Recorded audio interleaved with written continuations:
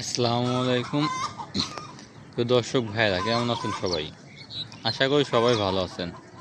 বরাবরের মতো আবার চলে এসেছি একটি বায়োগ্যাস প্ল্যান্ট নিয়ে। এটা ময়মনসিংহ জেলা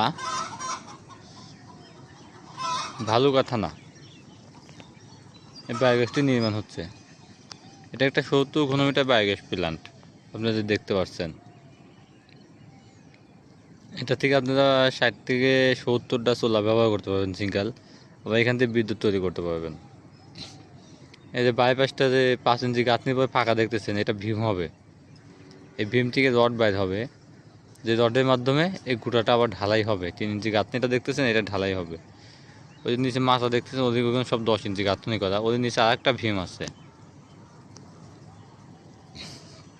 নিচে যে পানি দেখতে পাচ্ছেন, হয়তো পানির নিচেটা ফ্লোর ওটা ঢালাই করা।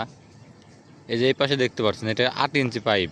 এটার মাধ্যমে মুরগির লিটার যাবে প্ল্যান্টের মধ্যে, যাওয়ার পরে গ্যাস হবে।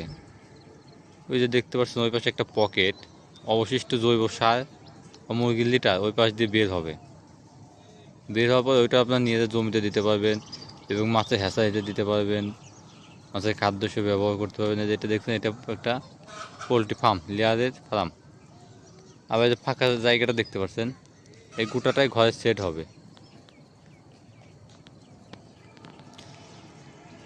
যে কোনো ধরনের বায়োগ্যাস প্ল্যান্ট সম্পর্কে বিস্তারিত জানতে এবং বায়োগ্যাস প্ল্যান্ট তৈরি করতে আপনারা স্ক্রিনে দেওয়া নাম্বার যোগাযোগ করতে পারবেন। এই একটা প্ল্যান করলে আপনারা অনেক লাভবান হবেন এবং এটা কিন্তু সরকারিভাবে করা হয়। আপনারা যদি বায়োগ্যাস করতে চান, অবশ্যই স্ক্রিনে দেওয়া নাম্বার যোগাযোগ করবেন।